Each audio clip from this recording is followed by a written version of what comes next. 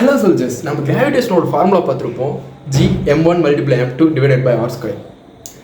soldiers, இந்த r² எதுக்கு வருது?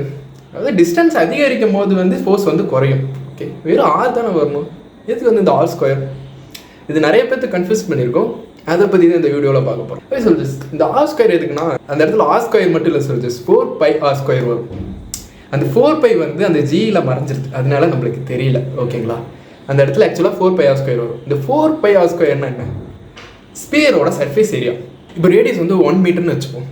ஸோ அந்த 1 மீட்டர் அதில் அப்ளை பண்ணுறோம், நம்மளுக்கு குறிப்பிட்ட வேல்யூ வரும் soldiers. குறிப்பிட்ட வேல்யூ வந்து கிராவிடேஷன் ஃபோர்ஸ் வந்து குறிப்பிட்ட வேல்யூ வரும். அப்புறம் வந்து ரேடியஸ் வந்து 2 மீட்டர்னு அப்ளை பண்ணுறோம். 2 மீட்டர்னு அப்ளை பண்ணோம்னா என்ன நடக்குன்னா, அந்த ஸ்பியர் வந்து பெருசாகும்ல soldiers. அந்த 4πr² படி அந்த ரேடியஸ் வந்து இன்னும் பெருசாகும் போது அதோட ஏரியா வந்து இன்னும் 4 மடங்கு பெருசாகும். ஸோ 4 மடங்கு பெருசாகும் போது என்ன நடக்கும்? ஃபோர்ஸு 4 மடங்கு குறையும். சிம்பிளாக எப்படி சொல்கிறதுனா soldiers, நீங்கள் ஒரு ஃபோர்ஸை வந்து ஒரு ஆப்ஜெக்ட் மேலே அப்ளை பண்ணுறீங்க. சப்போஸ் அந்த ஃபோர்ஸை வந்து 4ஆக பிரித்தா என்ன நடக்கும்? குறையும் தானே ஃபோர்ஸு. அதே தான் soldiers அந்த இடத்துலையும் நடக்குது. ஓகே soldiers, இந்த வீடியோ உங்களுக்கு புரிஞ்சிருந்தேன்னா மேபி கொஞ்சம் புரியுறது கொஞ்சம் கஷ்டமாக தான் இருக்கும்.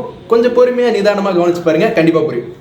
ஓகே soldiers, இந்த வீடியோ உங்களுக்கு பிடிச்சிருந்தா வீடியோக்கு லைக் பண்ணுங்கள், அண்ட் நம்ம சேனல் சப்ஸ்கிரைப் பண்ணுங்கள். பை.